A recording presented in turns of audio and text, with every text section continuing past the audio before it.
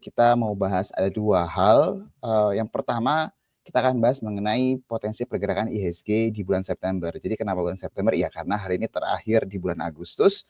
Dan kita mau coba lihat kira-kira apa yang mungkin terjadi. Dan kalau seandainya my friends kepikiran, oh ntar mungkin ada koreksi kah? Atau mungkin nanti pergerakannya tendensi nggak ke arah positif, apa yang harus dilakukan? Saya ngeliat di kolom komentar udah banyak banget yang bertanya ke hal tersebut. Jadi semoga apa yang coba kita tampilkan bisa menjawab tanda kutip keresahannya my friends ya. Mas Fajar boleh tolong dibantu tadi ditampilkan.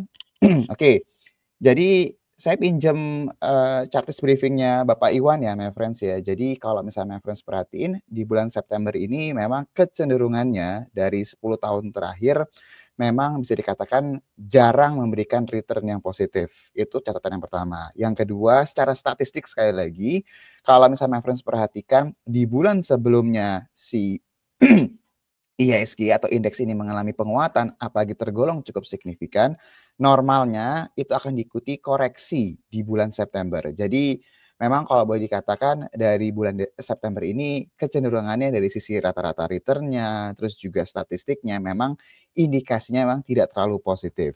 Nah kalau misalnya my friends perhatiin juga beberapa hal memang sudah mulai price in ya. Jadi kalau misalnya my friends ingat mengenai masalah pemangkasan suku bunga di tingkat global dari sisi The Fed, memang belum terjadi pemangkasan suku bunganya, tapi dari sisi Jerome Powell kemarin di Jackson Hole dia sudah memberikan statement bahwa sangat mungkin sekali ada perubahan arah kebijakan melihat dari perubahan situasi yang terjadi.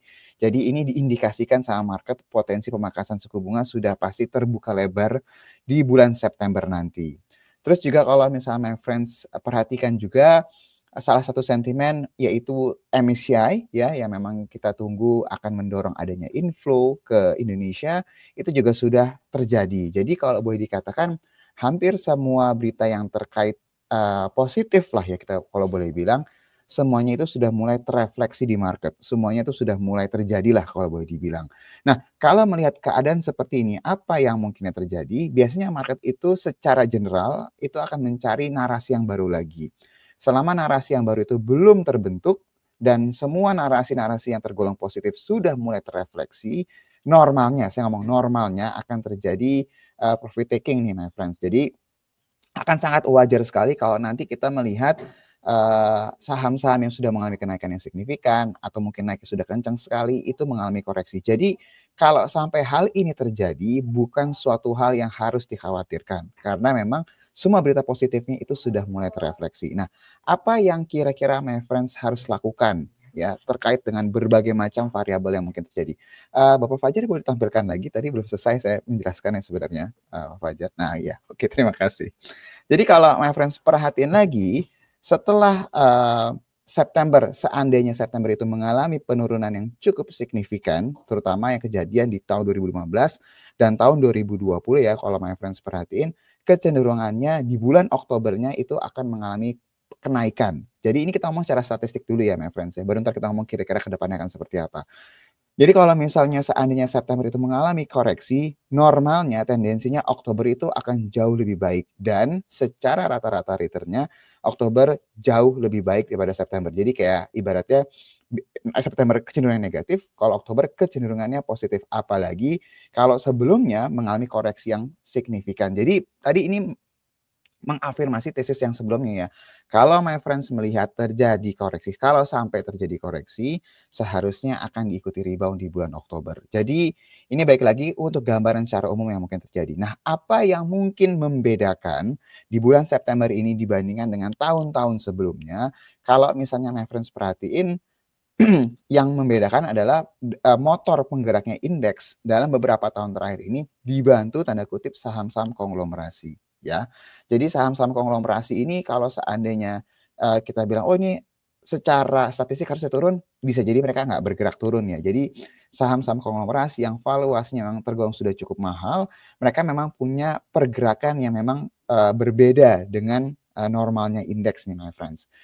Dan kalau misalnya keadaan ini sangat mungkin sekali kalau toh pun terjadi koreksi atau mungkin Septembernya pergerakannya tidak terlalu dalam kalau ataupun terjadi koreksi itu juga sangat mungkin sekali dibantu oleh saham-saham yang tergolong konglomerasi nih my friends. Jadi kalau misalnya my friends lihat saat ini apakah mungkin, jawaban pertanyaannya ya, apakah mungkin September terjadi koreksi? Kalau ngelihat dari tadi tesis yang kita sebutkan, hal itu sangat mungkin sekali terjadi. Tapi kalau toh pun terjadi koreksi, nggak perlu khawatir karena harusnya di bulan Oktober kalau September mengalami koreksi yang cukup dalam, akan diikuti kenaikan yang positif atau kenaikan yang lebih signifikan.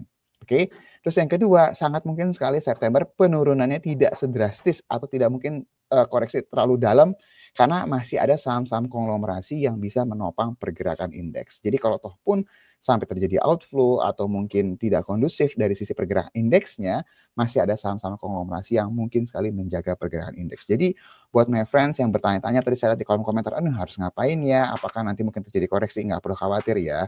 Karena kalau dilihat, kalau toh pun terjadi koreksi yang cukup dalam, itu harusnya akan menjadi entry point yang sangat bagus sekali my friends. Itu gambaran dari sisi statistiknya. Nah, sekarang giliran saya share screen, Bapak Fajar boleh ditutup. Oke, sebentar. Nah, ini kalau misalnya my friends perhatiin juga, kita coba lihat di luar saham-saham konglomerasi ya. Jadi kalau misalnya my friends lihat di sini, di bagian top laggards-nya dari statistiknya Bursa Efek, di saham-saham yang masih memberikan kontribusi negatif terhadap pergerakan indeks di dua teratas, kalau misalnya my friends lihat di sini, sudah bisa muncul. Oke, nah ini kalau misalnya my friends lihat top laggards-nya atau yang memang membuat indeksnya itu agak berat untuk naiknya, ya saya bilang karena indeksnya masih terus mengalami kenaikan, itu ada dua nama yang tergolong bisa dikatakan belum mengalami kenaikan. Itu ada BCA sama Bank Mandiri, di mana year to date-nya dari awal tahun sampai dengan sekarang itu minusnya double digit. BCA minusnya 13,95%, Bank Mandirinya minus 16,32%. Oh, berarti sektor banks-nya ini nggak terlalu menarik dong. Jawabannya enggak, my friends. Karena kalau kita lihat, hanya dua ini. Sedangkan baik si BNI sama BRI, kalau my friends perhatikan, dalam beberapa minggu terakhir, tendensinya pergerakannya berbeda. Ya, jadi lebih ke arah positif dibandingkan BCA sama Bank Mandiri. Nah, apa sih yang mungkin terjadi? Normalnya koreksi ini bisa nggak berlanjut lagi? Ya, bisa aja. Tapi kalau melihat dari dua nama yang lain sudah mulai membaik secara performa, seharusnya cepat atau lambat BCA sama Bank Mandiri yang sudah tergolong cukup undervalued ini harusnya bisa mengikuti jejak dua saham yang lainnya, my friends ya. Jadi kalau nggak dari keadaan ini, yang bisa harapannya bisa mulai menopang indeks dalam beberapa minggu ke depan, BCA sama Bank Mandiri ini harusnya bisa ikut bantu supaya IHSG-nya kalau toh pun terjadi koreksi nggak terlalu dalam. Karena dua saham ini tergolong undervalued juga dan sudah turun sangat signifikan nih secara year to date. Agak berbeda dengan BRI dan juga BNI. Jadi ini gambaran juga buat my friends biar nggak terlalu khawatir karena ada beberapa saham BUMN yang memang belum mengalami kenaikan. Itu gambaran dari sisi indeksnya my friends ya. Nah,